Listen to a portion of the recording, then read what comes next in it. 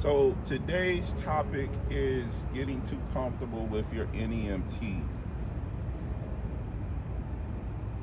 Comfort zones are not good when you're running a business. They're actually bad. Every couple of months to couple of years, your company should be evolving. It should be growing. It should be prospering. It should turn into something that you're not familiar with from a few years back. This is Mark with All American Health. We are a non-emergency medical transportation consultant and company. Also have an ebook available right now. It's currently pre-selling. The book is done. I have sent it out to a few individuals who have paid for the book. Thank you for your purchase. Private pay to millions, $1 trillion industry, $1 billion worth of revenue, $1 million worth of profit. How to make money in the private pay industry, providing non-emergency medical transportation. So being in a comfort zone will put you in a very tough situation if you're not careful. I consulted with a gentleman last week who just started providing stretcher transportation services. His wheelchair transportation services are pretty consistent. They're going well. But he's making that transition from strictly being a wheelchair company to going towards being a stretcher and wheelchair company. Everyone should be making this transition. You have to become uncomfortable once you've become comfortable to continue to grow. And what I mean by that is, once you get to a place where you're saying, okay, I like where I'm at, things are going well, that's actually the time, and that should be the exact time where your body and your mind and your spirit and your business are saying, okay, now we need to take another step. Real companies that grow, they have to continue to evolve. If you reach your peak, you start dying. With running a business, you're either growing or you're dying. You cannot stay stagnant.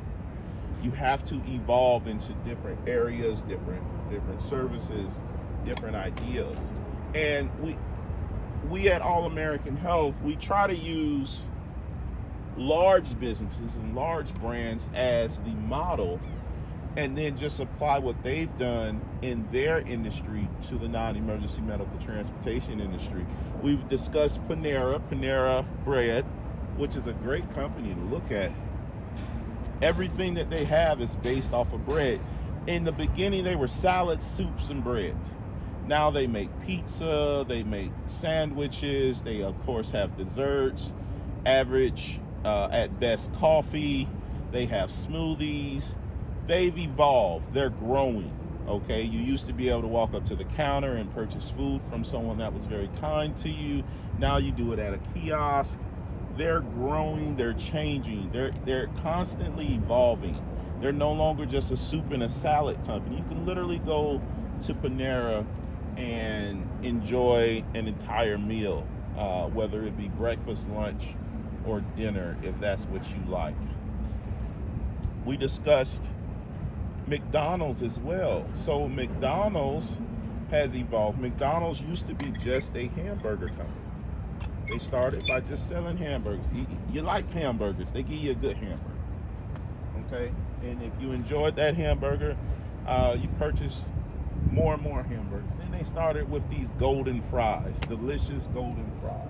And then they moved over and transitioned to doing other items like chicken sandwiches. Okay, then they started making breakfast. And when I was a child, I loved their pancakes and their sausage patties. Matter of fact, I might go get some of their pancakes and sausage patties right now. Well, after this video is done. But they evolved, they're growing. They used to be open in the afternoons, going into the evening. Now they're open 24/7. And they're changing, they're growing, they're evolving. Depending on where you're at, you can go get spaghetti from McDonald's. The one in Orlando serves spaghetti. Imagine that. Hamburger company selling spaghetti.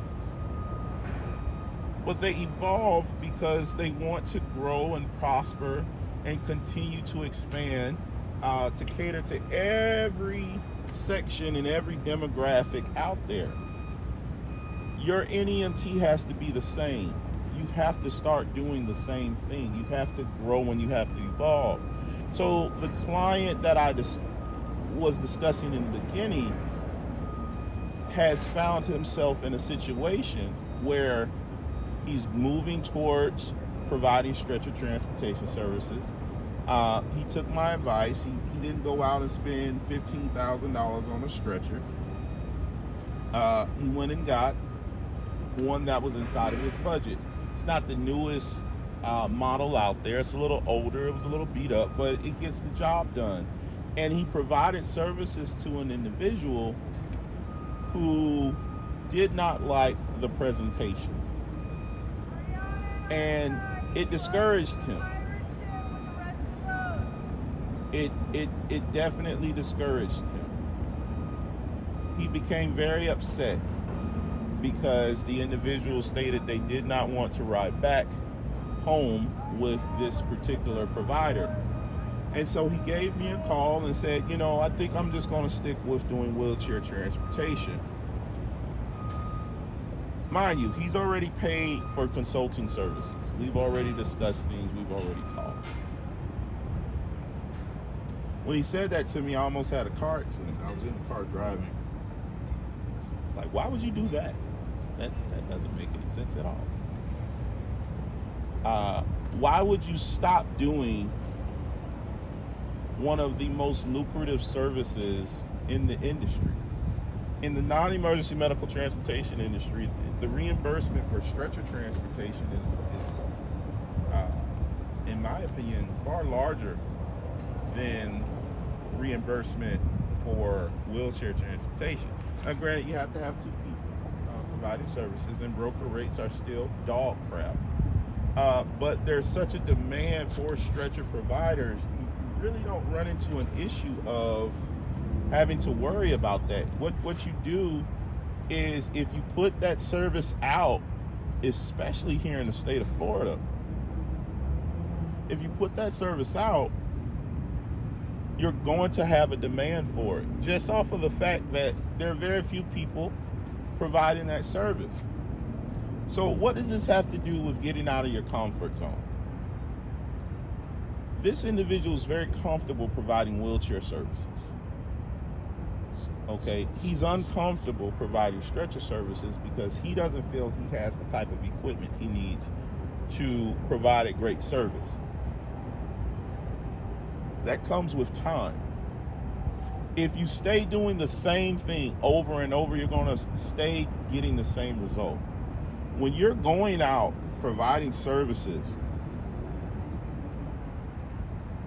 it's easier to get into a facility when you're providing a service that they have a need for.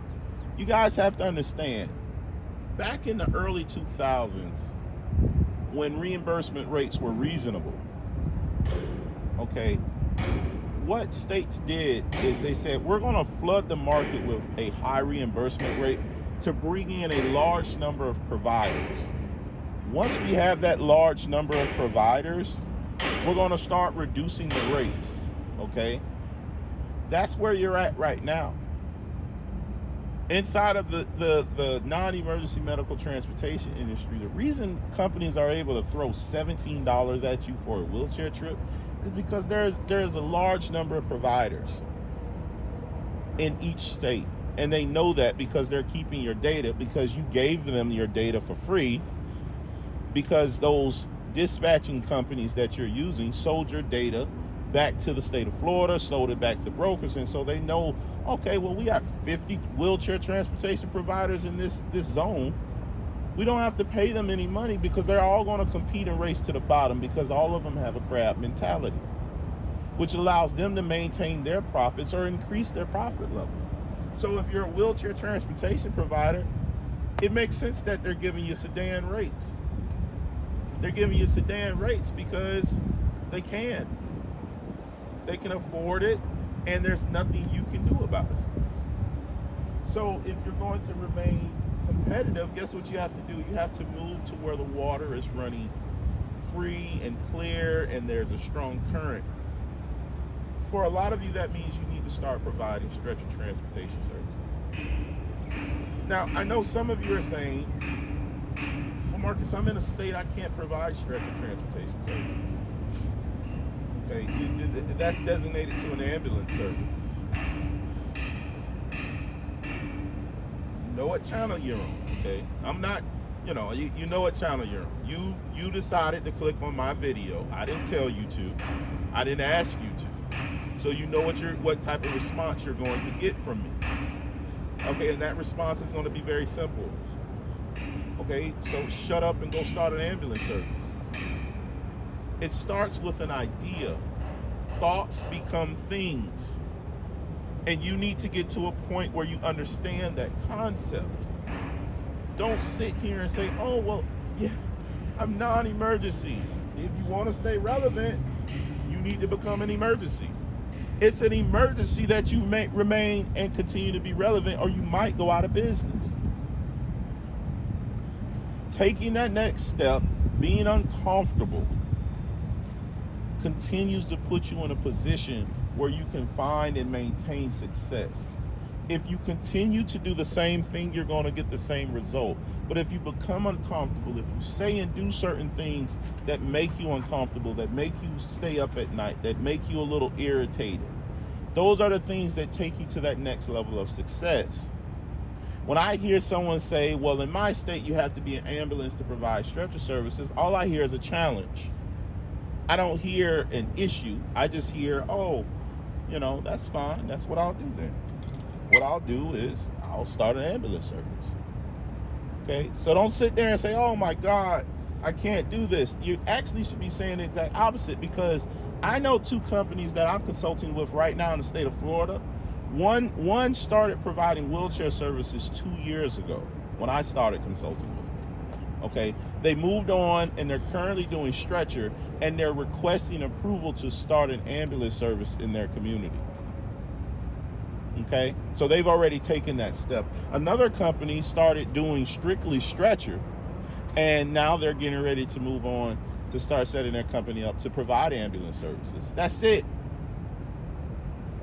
That's it. Okay, so they'll only provide ambulance services. I know another company where they spoke with another ambulance service, and they said, man, we're jam-packed with clients. We need another ambulance company in the area. And so now they're interested in starting that journey. You have to stay uncomfortable to continue to grow in this industry. Okay? A part of the book that hopefully you'll purchase, that's all the book is really about. It's just about getting out of your comfort zone and going into areas where people can see your services and actually pay you a good rate. A lot of you are comfortable with broker rates. Oh, I'm making money. Are you? As I've stated before, one private pay trip covers 2 to 3 broker trips easily. And you can either use the private pay clients to enhance your company or to remove yourself completely from brokers. I don't provide services to brokers. I pray I never have to provide services to a broker again. I'm not interested in it. It doesn't move me. Man, hopefully this has been helpful. If you need my help, feel free to reach out. Provide consulting services, $2.50 an hour. A lot of y'all sleeping on that. You're just watching the videos. In 15 minutes of this video, well, actually most of them are 10 minutes, are doing and telling you things that you don't know. Imagine what I could do with an hour. Okay. If you can't stomach me for 1 hour, purchase the ebook. It's on pre-sale right now. Hopefully this has been helpful.